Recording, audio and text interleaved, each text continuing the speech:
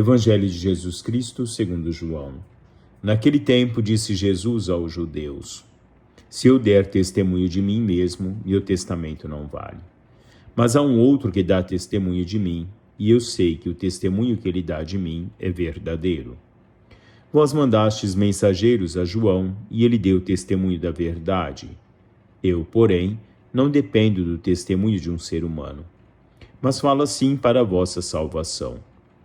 João era uma lâmpada que estava acesa e a brilhar, e vós, com prazer, vos alegrastes por um tempo com a sua luz.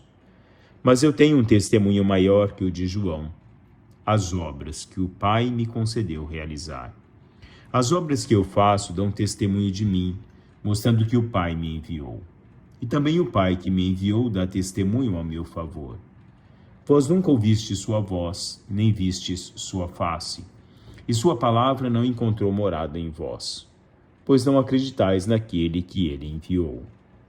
Vós examineis as Escrituras, pensando que nelas possuís a vida eterna. No entanto, as Escrituras dão testemunho de mim, mas não quereis vir a mim para ter a vida eterna. Eu não recebo a glória que vem dos homens, mas eu sei que não tendes em vós o amor de Deus. Eu vim em nome do meu Pai, e vós não me recebeis. Mas se um outro viesse em seu próprio nome, a este vós o receberíeis. Como podereis acreditar, vós que recebeis glória uns dos outros e não buscais a glória que vem do único Deus? Não penseis que eu vos acusarei diante do Pai. Há alguém que vos acusa, Moisés, no qual colocais a vossa esperança. Se acreditasseis em Moisés, também acreditaríeis em mim, pois foi a respeito de mim que ele escreveu. Mas se não acreditais nos seus escritos, como acreditareis então nas minhas palavras? Palavra da salvação. Escolhi o caminho da verdade, impus-me os vossos decretos. Salmo 119, 30. Meus irmãos e minhas irmãs, bom dia a todos. 3 de abril, quinta-feira. Hoje a liturgia no Evangelho nos fala sobre a falta de fé. A fé move o homem. A fé é uma necessidade, pois os limites da razão tornam-na necessária, dizia Santo Agostinho. Assim, a nossa razão não nos leva a nos aproximarmos de Deus, mas a razão necessita da fé para encontrar a compreensão plena do que são os mistérios de Deus, a compreensão plena do que é a nossa espiritualidade, a compreensão plena do que é a encarnação do Verbo, e esse Verbo que está no meio de nós, e o Verbo que nos veio revelar efetivamente a essência de Deus. Jesus Cristo realiza as obras, como ele nos diz no Evangelho, que o Pai lhe permite realizar. E essas obras nos levam a uma compreensão plena de quem é Deus. Papa Emérito Bento XVI dizia que como é então importante ouvir a palavra e encarná-la na nossa existência pessoal e comunitária. No primeiro ponto, essa palavra nos leva a uma compreensão através da teologia, através da liturgia, através da literatura, que vai nos levar à compreensão dessa palavra de Deus. Uma compreensão onde a razão nos dá um parâmetro de compreensão, mas quem nos leva plenamente a esse adentrar, a esse mistério que a palavra nos traz é a nossa fé. E a partir do momento que temos essa compreensão plena dessa palavra de Deus, ela é encarnada na nossa própria existência, pessoal enquanto comunitária, na realização das obras. As obras realizadas por Jesus Cristo, elas nos levam plenamente a nos dar uma concepção de que forma nós, enquanto cristãos, vivenciamos essa palavra de Deus. Ela é plenamente uma realização dessa palavra de Deus. O mesmo Papa dizia: não há dúvida de que, para Deus entrar verdadeiramente nas realidades humanas, não basta ser pensado por nós. Requer-se que Ele mesmo venha ao nosso encontro e nos fale. Por isso, a razão necessita da fé para chegar a ser totalmente ela própria. Razão e fé precisam uma da outra para realizar a sua verdadeira natureza e missão. Jesus, o Verbo encarnado, nos dá a possibilidade dessa compreensão através da nossa fé.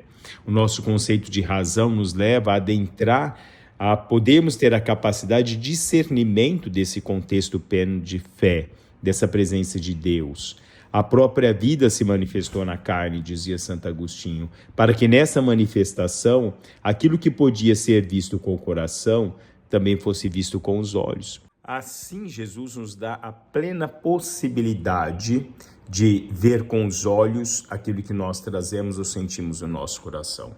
A palavra de Deus é a realização plena ou cumprimento pleno do projeto salvífico de Deus para a humanidade.